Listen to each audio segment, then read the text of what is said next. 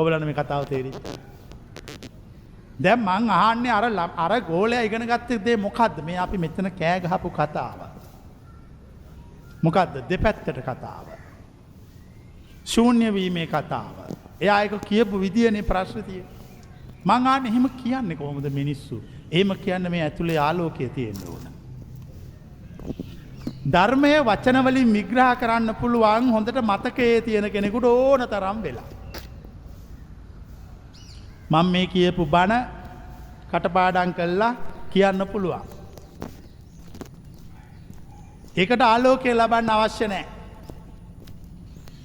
හැබැයි මම මේ කියපු බණේ සාරය, හරය, එසන්ස් එක ඒක තමයි ආලෝකය ලබා ගැනීමේ මාර්ගය. ඒ ආලෝකය ලබා ගත්තාම ඒ ආලෝකය ලබා ගත්ත බව ඕගොල්ලෝ පෙන්වන්න ඕන. ඒ පෙන්නලා ඉවර වෙලා තමයි අපේ ජීවිතේට අපි හොයපු දේ අපට හම්බ වුණා. හරි පොඩි දෙයක් අපි හැමෝටම හම්බ වෙන්නේ, ලොකු දේවල් හම්බ වෙන්නේ නැහැ. මේ විශ්වය අවබෝධ කරන ලොකු දේවල් නැහැ. හරිම පොඩි දෙයක් තියෙනවා.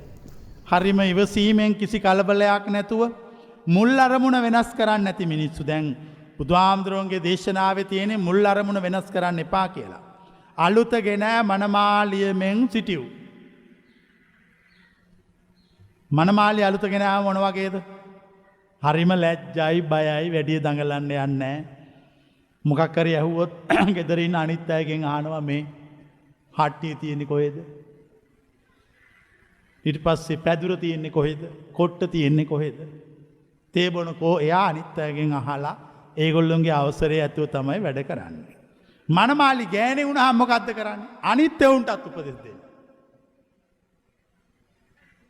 බුදුන්ගේ ඉගැන්වීමේ තියෙන්නේ මනමාලියමෙන් සිටියු. හරිනේ ඒක. අලුතගෙන මනමාලියමෙන් සිටියු. ඒතර ඕගොල්ලෝ කල්පනා කරන්න ඕන මම මේ දහම අහන්න යම් දවසක ආවා. මම මේක අහලා ඉවර කරන්න මිය යන දවසක් තියෙනවා. එදා වෙනකම්ම මම ඉන්නේ අර බුද්ධ වචනයට අනුගතවයි. ඔය එක එහා මෙහා කරගත්තොත් ඉන්න හම්බ වෙන්නේ නැහැ. මනමාලි ගෑණි වෙනවා. ගෑණි නාකි වෙනවා. ඊට පස්සේ මනමාලි ආච්චි වෙනවා. කොබලන තේරෙන අය. දැන් මෙතන අපි කියන්නේ මනමාලි ආච්චි වෙන්නේ නැතුව ඉන්න විදිය. ඒ තමයි බුද්ධ වචනේ. ඒක හරි ලස්සන කතාවක් නේ. ඒක වයසට යන්නේ නැති කතාවක්. බැඳෙන්නේ නැති කතාවක්. පරණ වෙන්නේ නැති කතාවක්. ගොඩ ගහ ගන්න නැති කතාවක්. ගොඩ ගහගෙන නැහැ. හැමදාම එක වගේ එකම තැනක ජීවත් වුණා. කොච්චර දේවල් ලැබුණත් කොච්චර දේවල් නැති වුණත් ගණන් ගත්තේ නැහැ. හැමදාම hina වෙලා හිටියා.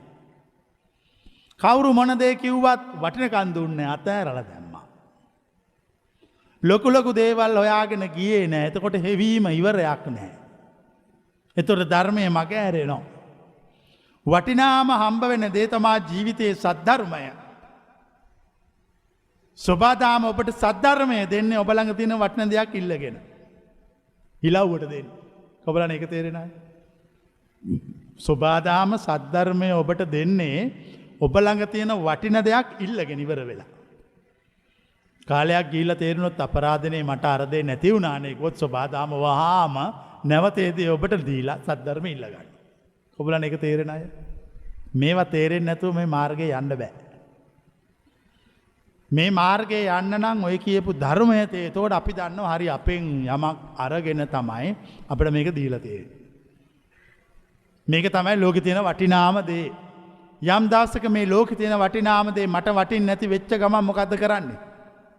මේක සබදාම අපෙන් ඉල්ල ගන්නවා. ඉල්ලගෙන ඉවලා වටින්නේ නැති දෙයක් දෙනවා. ඒ ලෞකික ජීවිතය දෙනවා. මරණය දෙනවා. ලෙඩවීම දෙනවා. වේදනාව ඒ ටික දීලා අරක ඉල්ල ගන්න. ඒතර අපි වාසනාවන්තද අවාසනාවන්තද? අවාසනාවන්තයි. හේතුව වටිනාම දේ දුන්නාම ඒක එපා කියලා නොවටිනා දේවල් ඉල්ලගත්තා. අර අලුතගෙන මනමාලියමෙන් ඉන්නකොට හැමදාම අලුත් කිසි දෙයක් පරණ වෙන්නේ නැහැ, අල්ලගන්නේ නැහැ. ලොකු දේවල් හොයන්නේ නැහැ. හැමදාම එක විදියට හිටියා. කාලයක් යනකොට මේ මනස ආලෝකමත් වෙනවා.